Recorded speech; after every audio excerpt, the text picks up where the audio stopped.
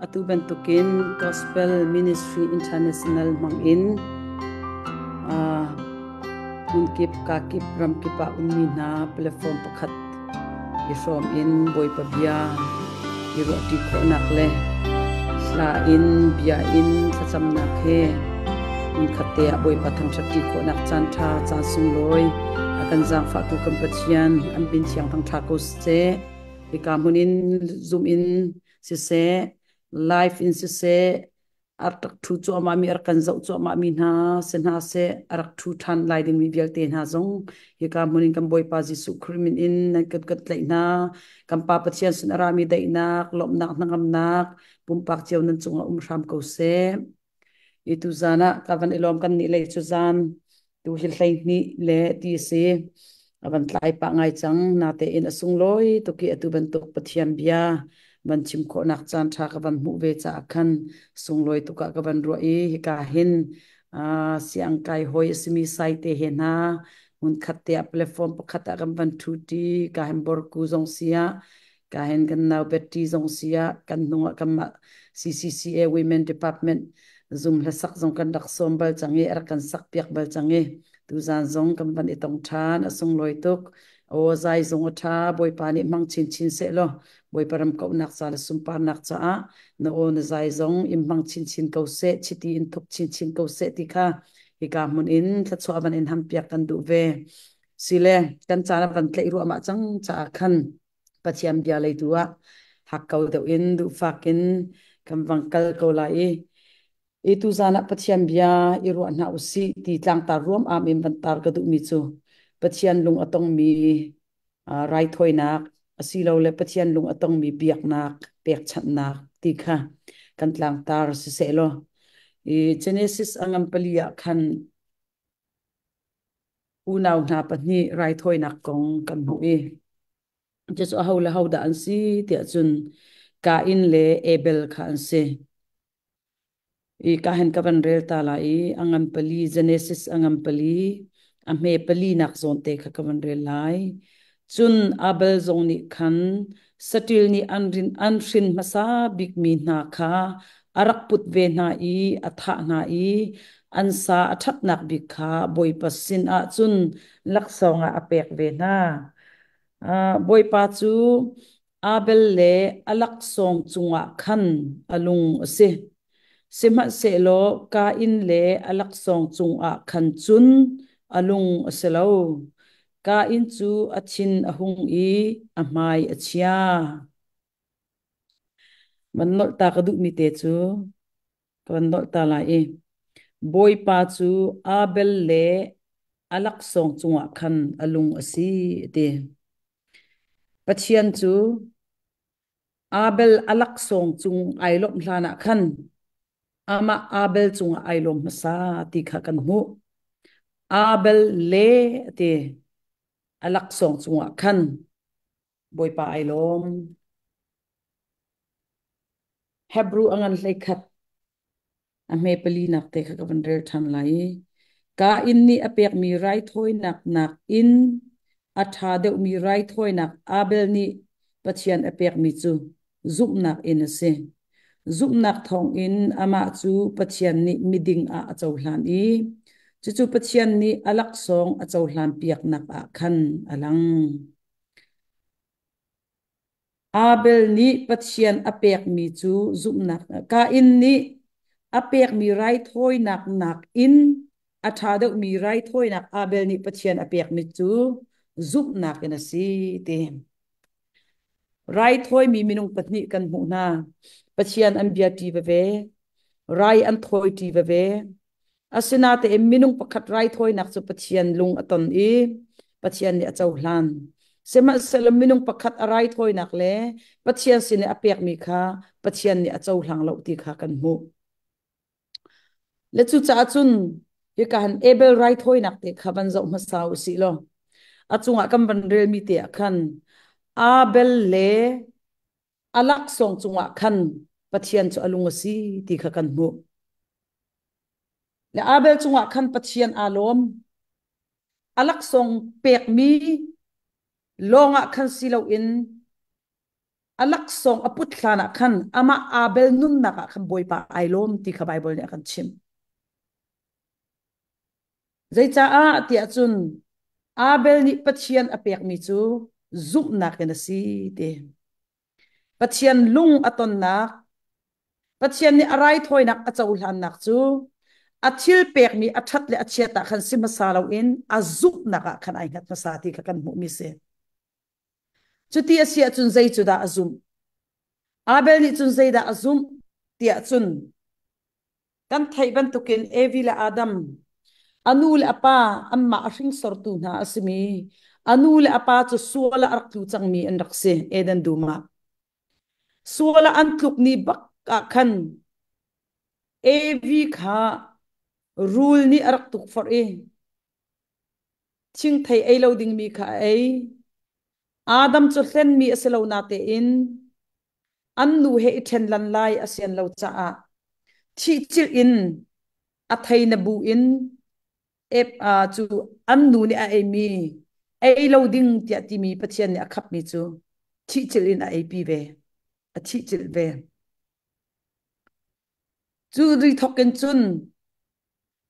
pathian he ani then ti kha kan thai mi se suala antluk bakan antluk ni bak antluk nak mun baka khan pathian chu azan la ya ra i ama pathian bak ni becha inak atu achang mi becha nak atu achang mi chu rom angan paruk a me kul la thuma kan mu mi chu sual man chu thi nak asi tia sual aman pathian ni bia arak chai chang mi abecha inak abecha nak chu thi nak se thi nak kan chama ha le chu cha chun chu suala atu chang mi evila adam chu antluk nak bun baka khan antluk ni baka khan ama pathian bak ni ama kutin zaida alak ti chun satil kha alaki tu kha alaki thisen alon e ansual nak ngai thiam nak ding cha a thisen lot nak in evila adam cha khan rai arak thoi piak na ama pathiam bak ni ama kut baken ti kha kan mu le chu cha chun suala atu chang mi na ni pathian lung aton than kho nak nga ding cha a chun thisen rai thoi nak nak long in thisen rai thoi nak long in thisen lot nak long in pathian lung aton kho pathian he irem than kho si ti kha anule apasin in pathian lung ton nak lam kha an rakmal chu tunai hebru angam hlai khat ame pali I kam vanrel mi khan mizo bible in ka vanrel ta lai e hebru angan hlai khat ame pali khan mizo bible ni chun pathianin athil pek te konga chuan thu a hriat tira ate pathian ni thil pek nak konga pathian biak nak konga pathian sin kan phak kho nak nga pathian kan biak kho nak nga ding cha le pathian sini thil kan pek nak nga ding cha chun zaitin da pathian he kan biak ok zaitin da pathian he kan ton ok zaitin da pathian he kan rem ok asi ti mi kha ngal tar masa an raksi ti khai kan fiang te na lang tar pathianin athil pek te konga chuan thu a hriat tira ati cha khan thai tar masa an raksi ti kha fiang zai chu da an rak thai tar na evil adam ni sual antluk ni bak ama pathiam bak ni thisen alot ni thisen lot nak in rem nak arak sar piak na ti kha suala athu chang mi ni pathian he ani rem than kho nak ngaring cha le pathian lung anton than kho nak ngaring cha achun thisen right hoi nak in pathian lung ton kho si ti kha anul apasin in chu chom piak nak pathian ton kho nak alam a ummi kha anul apasin in anrak maltika chu chom piak nak chu bia chu athai I chu athai mi chu ebel ni fel ten azum ti kha he ka han kan mu mi se chu cha chun chu bia chu azum cha a ebel ni chun pathian lung aton nak haring cha a pathian bia ki ai tho te ka khan thai pum mai pum avan iken lo zil pum mai pum ai ken lo zaidang cholwa ai ken lo zaida avan iken saram kharai thoi nak ding cha a pathian lung ton nak ding cha a saram avan iken ti kha kan mu chu saram chi sen chu alon ni chu saram san halaka athabik chu pachian sina pek ti kha kan mu chu ti right hoi nak apek chu zai cha da si pachian lungton nak ding cha a thi sen thoi nak lo in thi sen lot nak lo in pachian lungton kho asalo ti kha pachian bia ni fel te in pachian thin lung kha anu le pasin na tan dak si chang cha a ma chu bia chu pathai e ma chu chu fak te in ainum pi ti kha kan mu mi se chu cha chun abel ni hin pachian lungton hi arak tim e pachian biak hi arak tim e pachian he rem than nak alam hi arak kol ti hi fel te in kan mu kho nak chu hi an ma chan lewa hin sa hi ai nak nol pek an dak sri law Genesis angam pakhat ame kul la kwa chun nan ai ok cha a thai phun kip le thai phun kip kam pek na te pachian ni arak ti na chu cha chun aibal ni satil arak zuat te ka hin ama pachom nak cha ale ama ai ok cha satil hi arak zuat mi silau ti hi afiang chu cha chun aibal ni satil arak zuat nak chu zai cha ada asi ti chun pachian lungton kho than nak ngading cha le pachian abia kho than nak ngading cha pachian he anirem kho than nak ngading cha tit mi nei te in satil hi arak zuat ti kha fel te in kan mu sa ai nak nol pek an si chu nawa chan i valai hi ti in arak tol nu longa khan arak se Genesis angam pakwa ame pathuma khan saram vial tele thai thing vial te chu nan ei kho na lai an di lak in rol cha kan pek na ti apachian ni buan chuk chau nu long a sa hi ai nak no rak pek na ti kha bible a fel ten kan mu mi se chu cha chun ka in le abel chana hin sa hi ai nak nol pek an rak sili lo i chu sa chu ai oka pek an rak silo mi chu zai cha da abel ni arak zuat ti chun pachian lung aton kho na ka ding cha le right hoi nak ding cha satil hi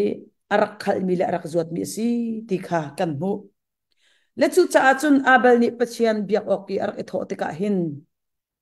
chu satil chu arak eken i chu satil thisan in chun pachian chu right hoi nak arak pek chan i chu arak pek chat mi ni chun pachian lung aton ti ka kan mu zai cha a zup nak kan se anu la pasin in arak mi pachian lung ton nak alam a mi chun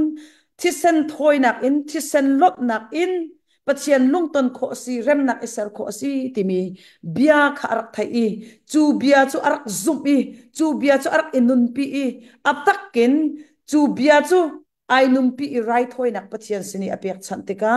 pachian ni abel le arai thoi nak alak song chunga chun ai lom ti kha kan mu na ase chu cha chun pachian hi abel i alak song chung longa ai lom mi silo im alung put le azuk naka khan pachian chu abel chunga ai lom ti kha kan mu zai cha a tia chun Hebrew angam pakwa ame kulani akhan thisen lot nak long long in ngai chiam nak chu mu asi ti kha bible ni felte na kan chim bekam hlun liaw a saram thisen rai thoi nak in pachian lung kha an rak ton i rem nak ni pachian ni arak sar piak na i kum khata voi khatin iserami pi na ni anma ai o a mehe kha an rak iken i chu mehe chu rai thoi nak a pachian sina an rak pek chan i chuti chum pachian he rem nak kha an rak mu than ton bekam hluna chun saram thisen rai thoi nak in pachian lung an rak toni pachian he rem nak an rak mu than ton ti kha kan mu chu cha chun abel jong ni hin athabi mi pachian sina apek mi chu thisen rai thoi nak asi ti kha kan mu i chu thisen rai thoi nak apek tar nak achan chu pachian chinlung pachian he ani ton kho nak alam a chum mi kha arak ngal mi kha ataken achau hlan I azum cha a chu azum nak in pathian sina rai athoi te ka chu miding fel a arak chau hlan nak kha si ti kha kan mu sema se lo abel ka it tu chu pathian bia ka ai tho ve e rai thoi nak ding cha a arak kem mi kha ani chu a thai chi atu mi laurian atuam mi asi cha a alo chungin achuak mi thai tlai in pathian kha arak pek ve ama ani atha atining in ama ani ahmu ning in ama ru ning in pathian lungton ai ti mi pa se sema se lo ama lungton in ama ani atha atining in pathian arak biak te ka pathian chu ati ka in le alak song chunga chun alung aselo ti kha kan mu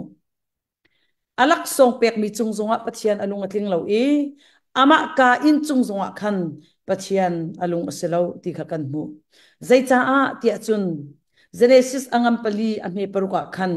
pathian ni fel te in ka in sina ati mi chu that na kharak to lo chu namer ko nga seman se lo that lo na kha narak tua ti pathian ni ati na kha kan mu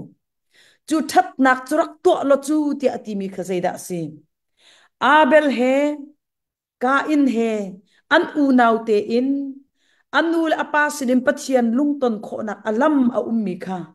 chu bia chu an rak thai ko na te in ka in tu ni chun chau lang lo in zoom lo in ama ani atha ati ning le ama ani arem ati ning in pathian lungton kha ai tim cha a ka in le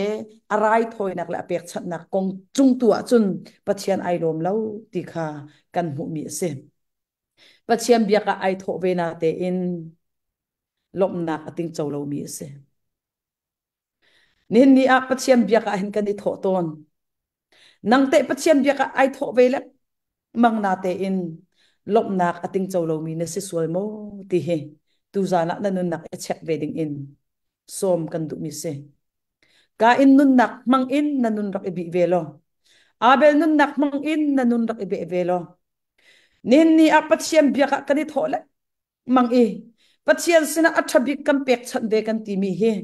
zai khida pathian lungkling lakin athabik na pek chan kho mi he singa athabik fel lai kan pek mi athak bik mi chunga kan thil suk mi laka athabik mi kan siam lo bik mi kan ui bik mi kan hai pek mi khimo pathian lung atong tu singa chol walaka phang nga cha kan nei phang cha kan nei som nga cha kan phai sabo ma ha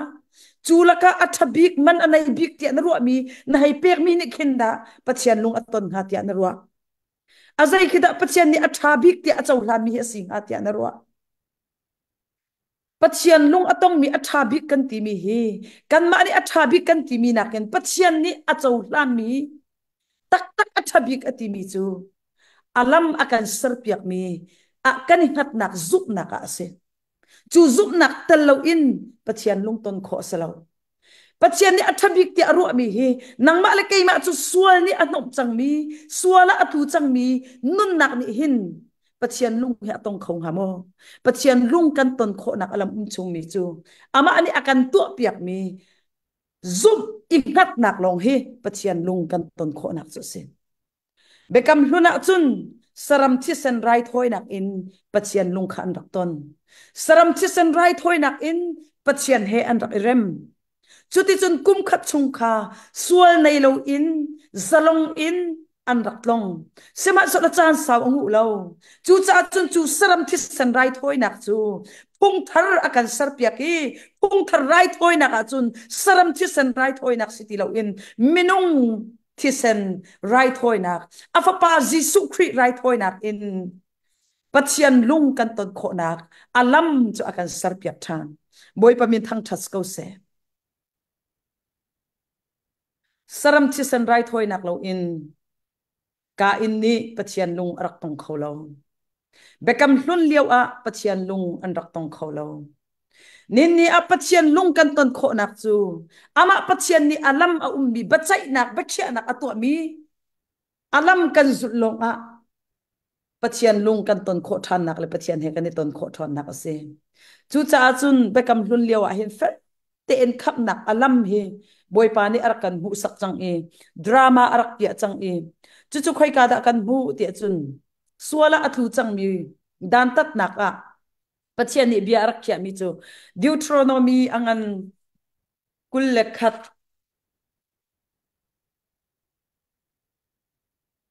ame kul le thuma chun zaitin da ti tia chun zaitin da zaitin tia thlai mi chu pathian chia sar mi asi tia Deuteronomy kul lekhat ame kul le thum ne kan chim chu cha chun khap nak lam ti mi pathian ne akan tu apiak mi he ama ani ning le cha ten alam ar kan sel piak mi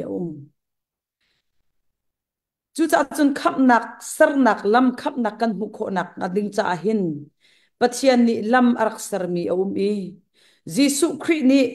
nang ma le kai ma kan sual nak chung in ngai thiam kan si i pathian he kan rem than kho nak nga le pathian lung kan ton kho than nak nga ding cha hin Jesu Christ achi nak ding cha hin vai lam ching the te her ka chin chu chu pathian ni tip mi nei te na se zai cha a Jesu Christ chu nang ma le kai ma kan sual nak khar som asi cha a chu mi sual chi nak ding cha a chia sar mi kan si nak ai som nak lang ter nak ding cha a chia sar mi si nak ai lak nak cha a khan hu sak nak ding cha a fel ten a chi nak ding cha a lam arak chia mi chu thing chung i thlai theng te kal vai lam chung i het chi kha pathian tip mi rak se chu cha chun number chunga khan numbers a kham pathian ni alam arkan tu piak mi a umi chu a chun zaitin da ti ti chun mauset kha pathian ni darul atar tar nak kha kan hu zai cha a ti chun Israel min hani pathian an rak lok ter lo te ka rule kha rak kha no na e chu rule ni chun arak chuk na e rule turin an rak thi chu rule turin a thi chu ama min hani chun pathian sina ngai thiam halin thla an cham than tika Mosat ni pathian kha anol piak na i pathian ni nun nak an mu nak ngale dam nak an mu than kho nak nga ding cha chun rule lem na sarlai i dar in rule lem na sarlai i chu chu thing chung a na tar lai te ma chu chu azau mi pau ni nun nak an mu lai ti arak chim le chu cha chun pathian ni a chu tu na rule zong kha hei lak duaki hay tar kho se ko na te in chu achu tu na rule kha atar ter lo chu chun zaidang saram zong kha rai thoi nak cha an rak man to mi lai leng mo churo mo asilo a mehe mo silawa tu mo khazong kha ching chunga atar ter lo zaida atar ter rule mui sam akeng mi dar in na serlai i machu na tar lai i na zau tar na lai azau mi pauni nun nak an mu lai te rule mui sam akeng na te in atak aselo mi kha na tar lai te chu cha a chu mo sat ni chun dar chu atit i so aser i rule mui sam in so aser i rule mui sam chuakin dar rule cha ser chu darul chu ching chunga khan mausat ni atar ti kha kan hu chu amu sak tu chu zaida si ti chun edan duma rul chi adam chunga arak lut changmi adam basa chunga rul chi arak lut changmi chu chi chu pachian ni chu sual nak chu angai thiam lo cha a chu sual man chu chi nak shim shimin cham a hau cha a chu sual man cham nak ding cha chun chu sual tha nak ding cha chun sual chi tha nak ding cha chun pachian ni alam arsar e thing chung a na thai la ti arak ti e rule mui sam akeng na te in rule tak asalo mi kha arak thai ter chuni abu sak mi chu Jesu Christ hi nang ma le kei ma sual na khi som asina te in kan sina khi ai som na te in ama kau ke ka hin sual akop lo mi sual anei lo mi asi ti mu sak nak ding cha a rul mui sam akeng na te in rul atak aselo mi kha pachian ni arak khai tar na kharak se chu rule da rule azo mi na pa chu nun nak an rak mu i an rak dam than an rak nung ti kha kan mu chu cha chun pachian ni khap nak lam akan sarpiak mi Jesu Christ nang ma la kai ma kan sual nak vial te kha ama chunga akhit i ngai chiam lo in kal revai lam chunga chu sual adama ark lut mi sual chi chu pachian ni angai chiam lo bachai na atu achang mi chu kal revai lama Jesu Christ angai chiam lo in arak ken chi arak tha na khas pachian ni bia achai te ka hin abachai na ki pachian ni alet lo velin akhat mi pachian asinate in avel ngai nak hin ning chang lo na mang lo zai cha a setan ni pachian bachai nak kha sual aphot kho lo nak nga ding cha a na bachai nak he affair lo ti a sual aphot kho lo nak nga chiam lo achau kho lo nak nga ding cha a pachian ni sual chu angai chiam lo i Jesu Christ kan sinak sual chu akhen chi i ching chunga khan nang ma la kai ma chiat sar mi kan sinak kha Jesu Christ ne ai la ke ching chunga athai ching chunga atar rule chi achunga alut chang mi adama kan sinak sual kha pachian ni ngai chiam lo in sual man chu thi na ka si ti cha angai chiam lo i Jesu Christ khan a khen chi chang chu cha chun korin chakwat pati nak angan panga a me hlai li a mi pakhat a chi nak a khan mi vya te an chi ve ti a pachian ni akan pompia hallelujah Calvary vailam chunga khai asimi chu mi pakhat asenate in chu Jesu Christ chun nang ma la kai ma sual nak vialte chu Adam masa kan sinak sual chu Jesu Christ chunga akhit chang e pachian ni atha chang e valai a khan chunga pachian ni avui chang apum chang pum sadu nak sual nakin or kani sum kho lo nak din la ai kani sum kho lo nak pachian he akan center tu apoi lo ti akan ro mi evi ni apoi lo rule ni apoi lo ti arak san mi na aya chun nai lom lai pachian na tluk lai ama ben tukan na film lai ti aro mi arak san mi evi ni arak ilun i arak ai mi kha chunak thokin achunga sual chi arak luti Adam di atu mi sual nak chu pakhat te long se thei pakhat te long kha ai asana ten chu chi chu ta chun naka khai chi kan tu te ka kan tu mi chu a chi pakhat te long se avan kheu ti ki thei par anai te ka chun ta pia ai chua chu ve ben tu kan Adam arak lut mi sual chi chu pakhat asana te in chu sual chi ni chun ta pi ashin e zaida ashin na cho na ashin chang huat nak ashin chang zaida ashin ri ngai chiam kho lo na ashin ri pum sadu na ashin ri line on na fear nak te na li chim nak te na khavial te kha sual chi pakhatin arak chwak mi long te se chu chu pachian ni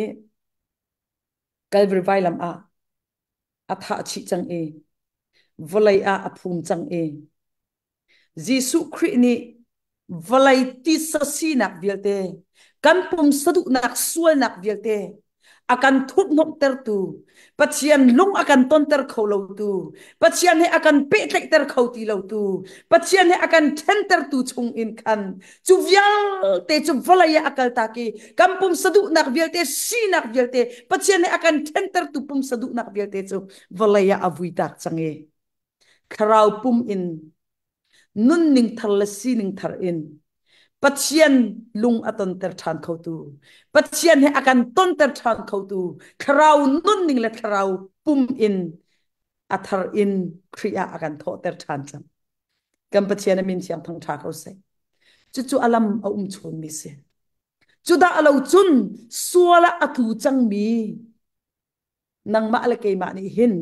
pathian lung kan ton kho than nak ding alam ti la chu alam a chun mi se chu lam a chun mi te in chun pathian ni khap nak lam akan sar pia ke Jesu Christ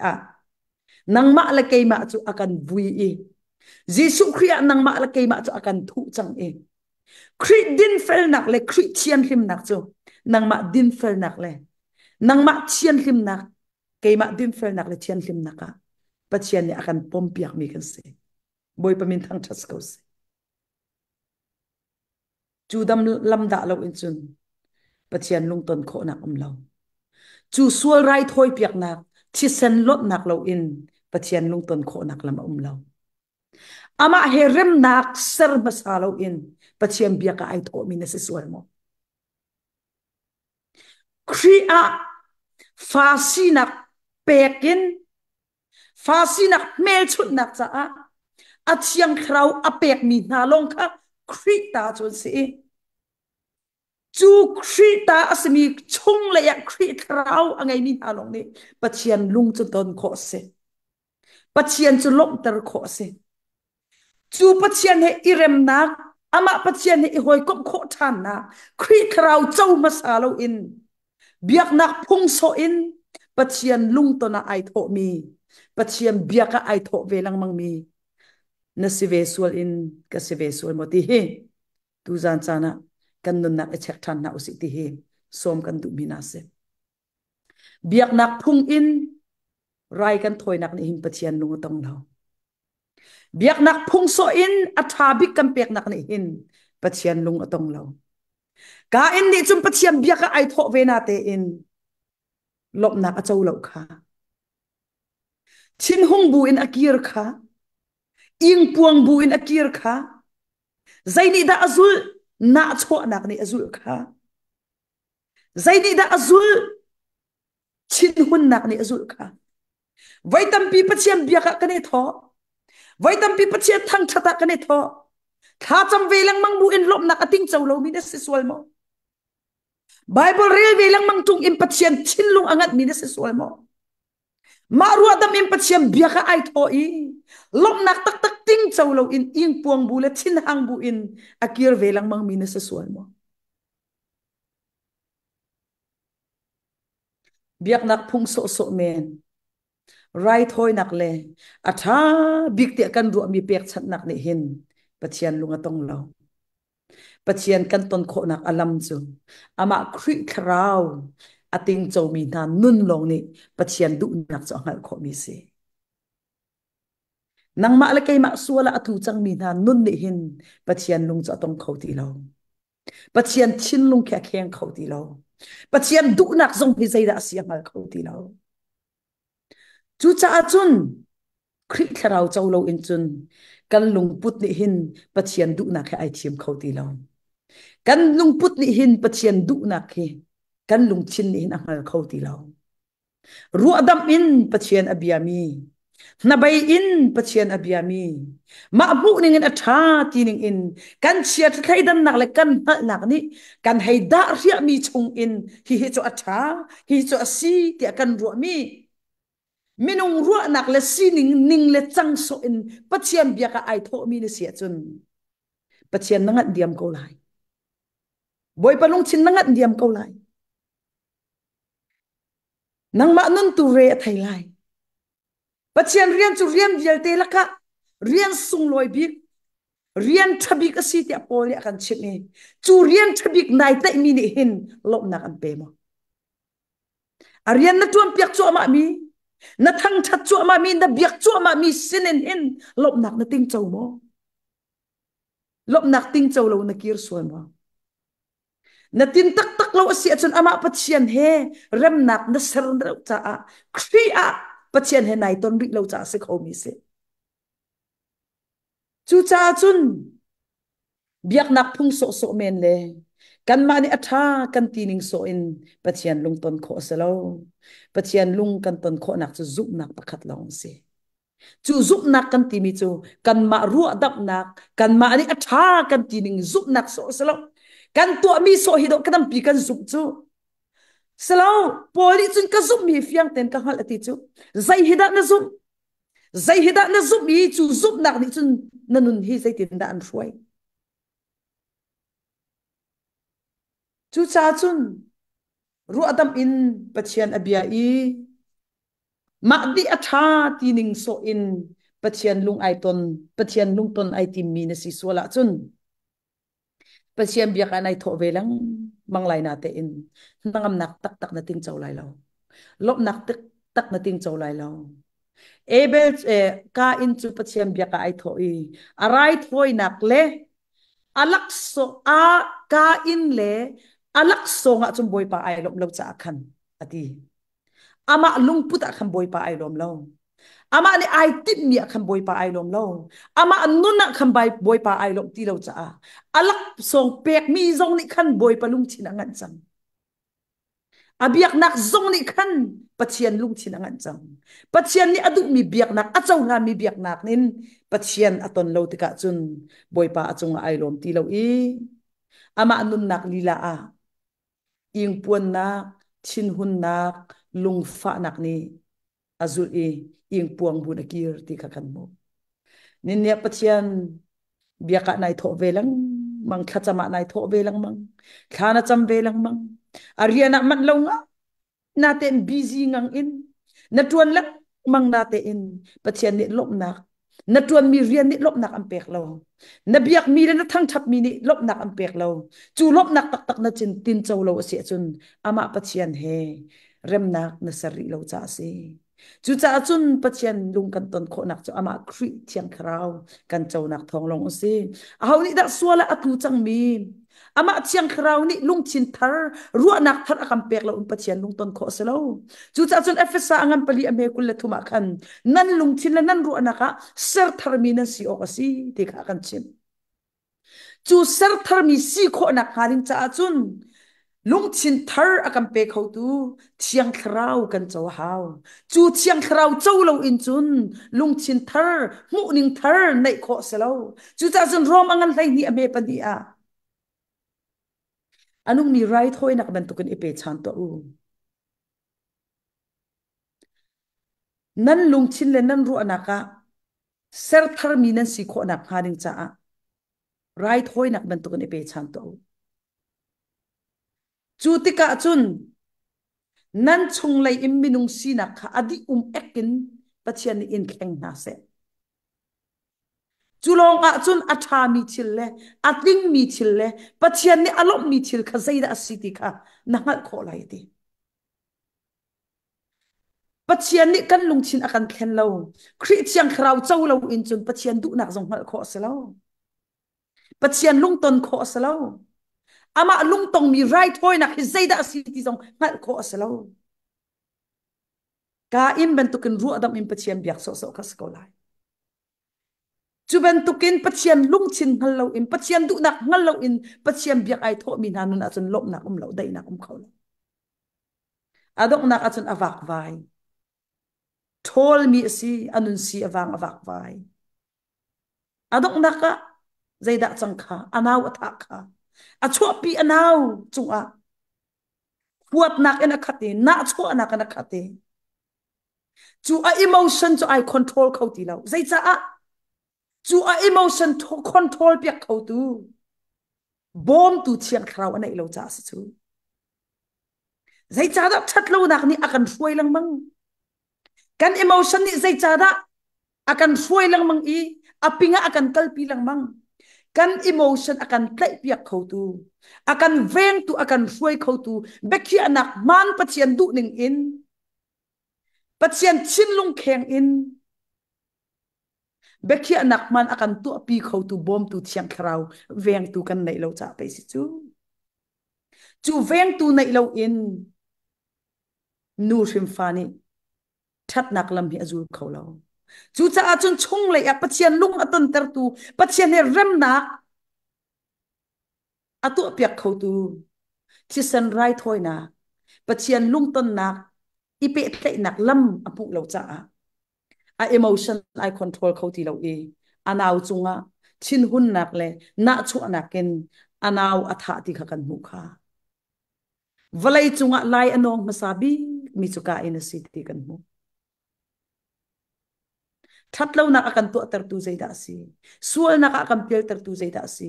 veng tu bom tu chiang khrau kan nei lo cha pe si chu chiang khrau nei lo chum pathian lung ton ko se lo pathian du nak jong hing hal ko se lo ka in ni chun anaw tha diam ko ni hin ni zai cha da na kutin mi na that lai lo na te in kan kutin riam la nam i that lakin mi akan tha ter tu hi zaida si chun na kutin mi na tha lo jong a kan hur kan ka in mi zai zat da kan tha na mi zai zat nun nak khrau da kan tha na chu cha chun mi athat tu mi lai anong tu nun nak a chun lom nak kholo ti nak na khat phan nak na khat pathian ni athol diam avak vai ko kha nin ni na khrau nun nak avak vai mo na chinlung avak vai mo lom nak mu lo in nun siwang in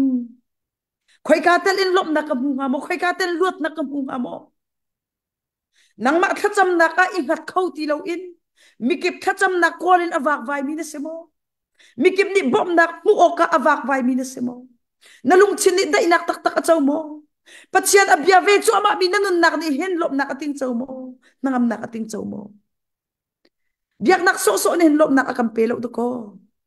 biak nak pek chat nak so so ni hin dai nak am pe lai lo luat nak am pe lai lo luat nak tak tak pathian lung kan ton kho nak chu ama ani akan tu apyak mi alam long se mi zai man ni khri kharau chaw lo in chun khri pathian lung ton kho se lo pathian du nak lam jong zul kho se lo chu cha chum pathian lung atong mi right hoi nak kam pe kho nak ngale nang ma le kai ma nun nak ni pathian alom ter i kan lak song kan pek chan mi kan biak nak kan right hoi nak le kan i pum pek nak ani hin pathian alom ter i pathian cha chau lam tlak asi kho nak nga ding cha chun kan lung chin le kan ruat nak ser thar mi kan si ha lung chin thar chu lo in lung chin ser lo in pathian lung ton kho selo chu lung chin thar chu na ka chun chiang khrau chau lo zong in lung chin thar chu kho selo ma azia in irem kho selo voitam pi chu chung lai in khen piak tu chung lai in rem tu khri khrau chau lo in leng lai in kan zia hi athin in kan thin kan tim thatlo na khi a rial in rial zethalo kha asumin sum kan tim zai chan khida na chin hun na khinai sum kho lai zai chan khida thatlo na khin rial kho lai zai chan hida zula sahi asumin nai sum lai zai chan hida thatlo na khi asumin nai sum lai leng lai in izom nak ni chun chan sau ngu lo chu pathian ni amal tu evila adam kha an ma lai kam in hu pen ani tip nak thei pin ha kha zai chan khida awangu nga chan sau ngu lo biak nak so so ma alai kamen izuam nak ma alai kamen ihu pet nak ma alai kamen chiam i chau nak ni chun cha sau kal kho selo chu cha chu pathian ni amal cha angu mi khap na asar piak na hallelujah thi san right oi naken ngai chiam nak lam kha sar piak na ama he irem than nak lam kha sar piak na an sual nak hu pet nak mai mi nak ding cha khan atha mi tu pho in kor fual thi piak na Jisu Kria Adam Masaa nang mal kay ma athur nom chang mi pathian lung atong khoti lo mi pathian maya achuak ngam ti lo mi uthun nak en thuk nok nak an akhat chang mi pathian ni Jisu Kria mang in Calvary vailam akan hi piake Jisu Kria nang mal kay ma he atharin thom than mi le hu phet mi kan se boy pamin thang thas ko se chu Jisu Christian right oi nak le Christ ni akan tu piak mi a nai ngat thiam lo ase chun biak nak so na tan ase chun ra na re thei tuk lai na tha ba tuk lai boy palung atong mi jong selo chu cha chun boy palung atong mi kan si kho nak nga kan rai thoi nak le kan pek chat nak le kan ni pum pek nak le ariana mat lo ngai in ra thei ngai in kan pek chat nak hi boy pa chau hlan tlak asi kho nak ha ding cha chun kan ma nu na him boy pa ai lom sa hau kan ma nun hi pathian he kan rem sa hau pathian he kan rem kho nak chu jisu khri na kan to piak mi kan phut kan tok lo pi asimi kan ma ni kan to kho lo mi ma ni kan to piak mi a i ngatin ama akan nun nak i ngatin ama chung akan nun i kan chunga khri kharau anun velong a pathian lung chu kan ton kho lai chung nun ti mi te he boy danga boy pani chan ra makam pe kha chung ka chim te lai khri kan chunga anun i khri chunga kan nun velonga pathian lung ton kho se kan ma chunga khri akan chen chi na te in kan ma hi khri chunga lo kho se khri he ti lo kho se khri he ton len ti lo kho se khri he na ti lo wa chun khri he kar na than ti lo wa chun lop nak na ting chaw lai lo nangam nak na ting chaw lai lo confident than nei lai lo naral atha kho lai lo lop nak ting tak tak zong na nei kho lai lo chu cha chun lop nak ting tak tak kan nei kho nak ha kan ni pek chat nak le kan ra thai nak he boy pa maya abel ben tukin boy pa ni achaw hlan mi kan si kho nak nga kan ma nu na hin boy pa ai lom masa i kan pek chat nak le kan rai thoi nak zonga boy pa ai lom masa nak kho nak nga ding cha chun khri chunga kan umi khri kan chunga umi pathian du nak le ya pathian du ning kheng in kan chunga umi khri kharau ni akan ruai i pathian alom zong thil hi zaida si timi akan ngal ter nak chung in ama ruai nak le kar kan hlan longa kan rai thoi nak ni hin boy panung alom ter lai chu cha chun biak nak so mena kan nak chung in i hli phuak na usilo khri ni akan to piak mi chunga hin idin na usilo kan phut kan tok lo pi asimi avel ngal thiam bute in pathian biak chumu rathai tuka pathian nol ngai hi an ro ton na te im pathian nol ngai hi har baklo zai cha a adu nak tu coding in akan bom tu khri khrau kan chunga anun chang cha a chu khrau ni akan ruai asia chun khacham lo nan kho sti lo to ko bible na hi re lo kho sti lo to ko hara ruwa asilaw tua alo manin kan khole ti lo chu khacham lo manin kan khole ti lo chu zai cha a kan chunga chu khri krau cha anun chang cha chu ni chun hlam mi anei jung za li hal mi anei jung za chu hal bi chu pathian du nak to ka se chu cha chum pathian du nak to he har in ro tha khri he nai ton asia chun pathian he